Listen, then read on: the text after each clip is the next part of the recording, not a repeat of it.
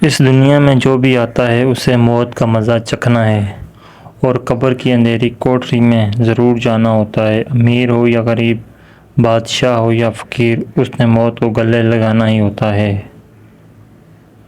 حضرت محمد صلی اللہ علیہ وسلم نے فرمایا، جب انسان کی روح نکلنے کا وقت ہوتا ہے تو اللہ تعالیٰ اس کی طرف 5 فرشتے بھیجتا ہے۔ پہلا فرشتہ اس کے پاس اس وقت آتا ہے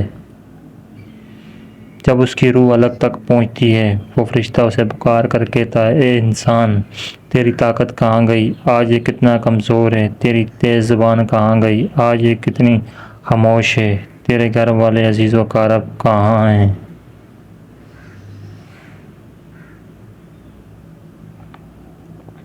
تجھے کس نے تنہا کر دیا؟ پھر جب اس کی روح قبض کر لی جاتی ہے اور کفن پہنا دیا جاتا ہے تو 2 فرشتے اس کے پاس آتے ہیں، اسے پکار کر کہتے ہیں، اے انسان، تو نے تنگ دستی کے خوف سے جو مال و اسباب جمع کیا تھا وہ کہاں گیا؟ جو گھر بسائے تھے کہاں گئے؟ تو نے تنہائی سے بچنے کے لیے جو تیار کیا تھا وہ کہاں گیا؟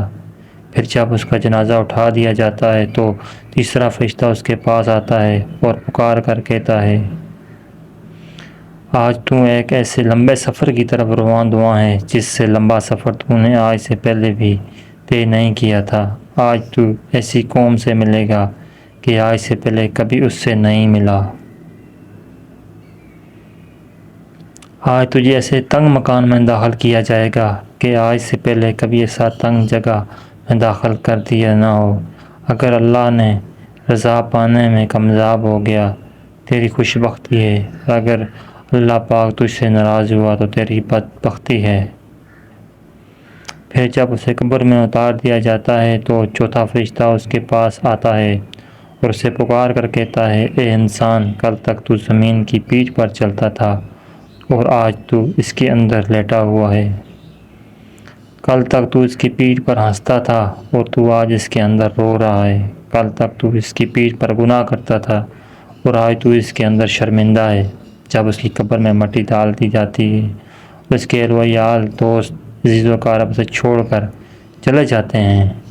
جب 5واں فرشتہ اس کے پاس آتا ہے اور اسے پکار کر کہتا ہے، اے انسان، وہ لوگ تجھے دفن کر کے چلے گئے، اگر وہ تیرے پاس بھی ٹھہرتے تو کوئی تیرا فائدہ نہیں پہنچا سکتے تھے۔ تو نے مال جمع کیا، اسے غیروں کے لیے چھوڑ دیا۔ آج تو یا تو جنت کے اعلیٰ باغات کی طرف بھیج دیا جائے گا یا بھڑکتی آگ میں داخل کر دیا جائے گا۔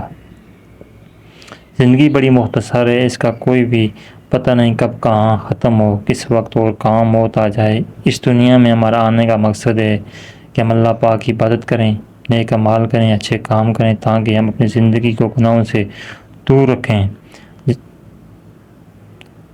ہمیں موت آنی ہے اور ہمیں قبر میں جانا ہے، مگر افسوس کی بات تو یہ ہے کہ ہم اسے کے لیے کوئی تیاری نہیں کر رہے۔ ہمارے پاس ساتھ لے جانے کے لیے کچھ بھی نہیں ہے۔ جزاکم اللہ خیر۔ اسی طرح کی ویڈیو دیکھنے کے لیے میرے چینل کو سبسکرائب کریں۔ جزاکم اللہ خیر۔